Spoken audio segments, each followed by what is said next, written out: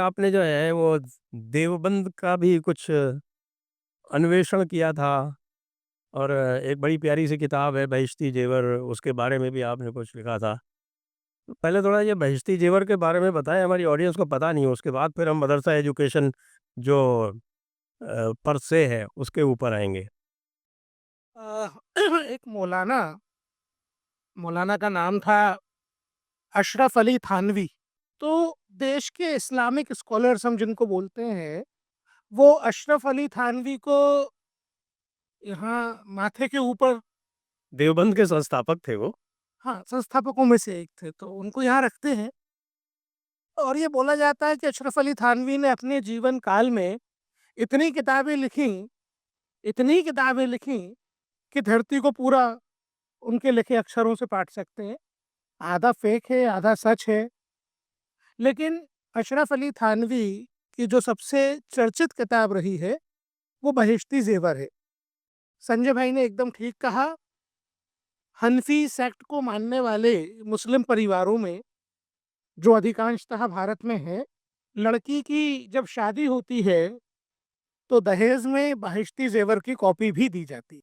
अब बहिश्ती ज़ेवर जो है, वो इस्लामिक तौर तरीके से जीवन यापन कैसे करना है, एक उसका कंपेंडियम काइंड ऑफ थिंग। जो मदरसा के कॉन्टेक्स्ट में बात हो रही है, तो उतने पे ही सीमित रखेंगे।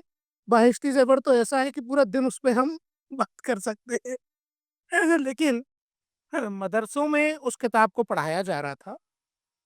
हमारी आपत्ति का जो कारण था वो ये था कि उस किताब में ये बताया गया था कि माइनर्स के साथ सेक्सुअल रिलेशनशिप कैसे एस्टेब्लिश करनी।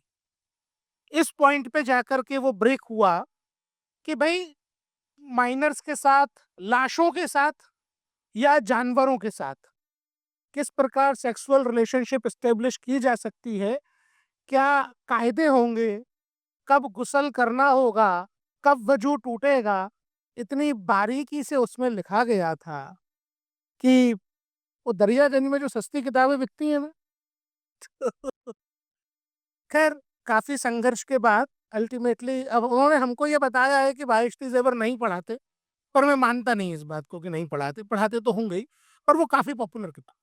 वैसे वो फतावा आलमगीरी पढ़ाते हैं, या बहिश्ती जेवर में जो चीज़ें लिखी हुई हैं वो वहीं से ली हुई हैं, तो कोई फ़र्क ख़ास नहीं पड़ा।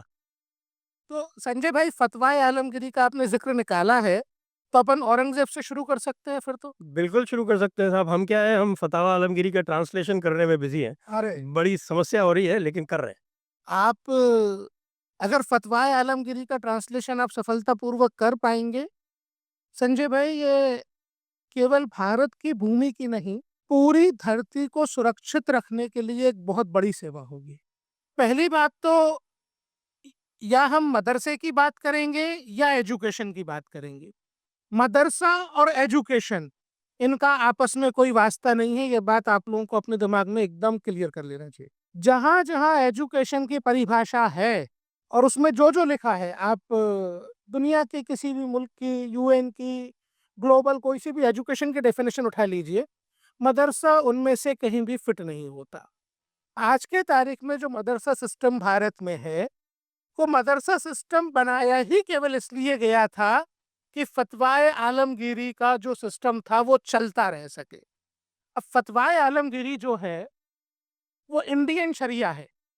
जो शरियाई रूल्स का भारतीयकरण किया गया औरंगजेब के ज़माने में, उसको फतवाए आलमगीरी कहते हैं। फतवाए आलमगीरी कोई फतवों का कंपेंडियम भी नहीं है। एक शरियाई तरीके से देश को चलाने का कायदा है। आप में से कुछ लोग अगर साइकोलॉजी के विषय के जानकार होंगे, तो शायद उन तक मेरी बात पहुंच सकेगी। औरंगजेब ने अपने भाइयों का कत्ल किया, बाप को जेल में डाला।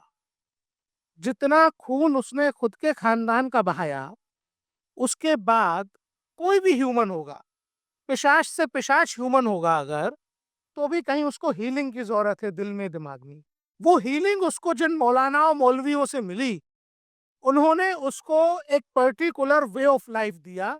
वो वे ऑफ लाइफ ही फतवाए आलमगीरी है, जिसमें हर प्रकार के रक्त रंजित साजिश को ग्लोरीफाई किया गया है।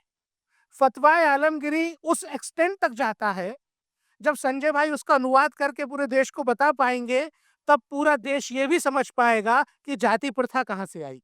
मैं पूरी जिम्मेदारी से ये बात कह सकता हूँ कि फतवाए आलमगिरी ये बताता है कि सैयद और शेख, जो मुसलमानों की दो जातियां हैं, उनको किसी भी तरीके से सजा नहीं दी जा सकती। कोई भी जुल्म करने पे ना तो उनको पीनल पनिशमेंट दिया जाएगा, ना उन्हें अरेस्ट किया जाएगा। जो मिडिल क्लास मुस्लिम हैं या जो गवर्नर्स के रैंक पे हैं, उनको समझाइश दी जा सकती है, उनको पीनलाइज नहीं किया जा सकता। लेकिन जो हिंदू है और जो गरीब तबके के मुसलमान हैं, जिनको हम आज पसमानदा कह रहे हैं, उनको सजा भी दी जा सकती है, अरेस्ट भी किया जा सकता है।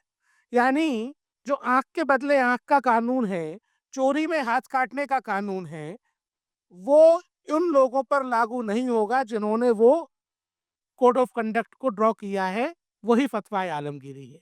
ये फतवाए आलमगीरी जो है, ये भी तय करता है कि सजा कौन देगा। यहाँ बहुत ही बारीक लाइन का अंतर होता है फंडामेंटलिज्म और रेडिकलिज्म में। और यहाँ आपको वो देखने को मिलता है, जगह जगह काजियों के, उलेमाओं के कोर्ट्स बनवाए गए और उनको ये एंटाइटलमेंट दिया गया कि किसी को फांसी दे दो, किसी को गोली मार दो, किसी को कुछ कर दो, ये काजी होंगे जो फैसले सुनाएंगे। फतवाए आलमगीरी को चलाए रखने के लिए दरसे निजामिया बनाया गया। दरसे निजामिया उस तरीके के काजी, उलेमा और मुफ्ती तैयार करता था जो इस प्रकार की सजाएं दे सके। और ये उस एक्सटेंट तक गया है जिस एक्सटेंट में जाके ये तय होता है कि मदरसा के तालिब्स, मदरसा में पढ़ने वाले स्टूडेंट्स को ही तालिब कहते, मदरसा के तालिब के हाथ में ही देश को चलाने की कमान होगी। और ये फतवाए आलमगीरी का परिणाम है कि जिस दिन अफगानिस्तान में तालिबानियों ने लेट 90s में पहली बार कब्जा किया था, तो उन्होंने ऑफिशियल स्टेटमेंट दिया कि आज भारत के सहारनपुर के देवबंद में जिस चीज की शुरुआत की थी, हम उसमें सफल हो सके। उस दिन उन्होंने ये कहा था कि हमने पहली बार क्रिश्चियंस को हरा करके भारत से बाहर भेजा था 1947 में, लेकिन जमहूरियत की मजबूरियों के चलते हम वहां पे राज कायम नहीं कर सके। आज अफगानिस्तान में अपने राज कायम किया है। तो जो आइडियोलॉजी इन्फ्लुएंस करती है बामियान के बुद्ध की मूर्ति को तोड़ने के लिए, जो आइडियोलॉजी इन्फ्लुएंस करती है बिना हिजाब के, बिना निकाब के बाहर निकलने वाली औरतों को कोड़े मारने के लिए, जो आइडियोलॉजी इन्फ्लुएंस करती है गजवाए हिंद करके भारत में आक्रमण करने के लिए, वो फतवाए आलमगीरी की देन है पूरी दुनिया के लिए। आप लोगों की जानकारी के लिए बता दूँ कि फ़तावा आलमगीरी का 1 एंड अ हाफ़ वॉल्यूम हमारे पोर्टल पर मौजूद है। आप लोग उसका रेफ़रेंस ले सकते हैं। वॉल्यूम 3 पूरा, जिसमें कि किताब-उस-सियर है, यानी कैसे काफ़िरों के साथ कैसे डील करना है, वो है, और किताबुल-हुदूद है, वो भी है उसमें, और किताबुल-हज भी अब अपलोड हो गई है। तो 1 and a half, but it's a work in progress because we got total 10 volumes. बिल्कुल, सभी को पढ़ना ही चाहिए।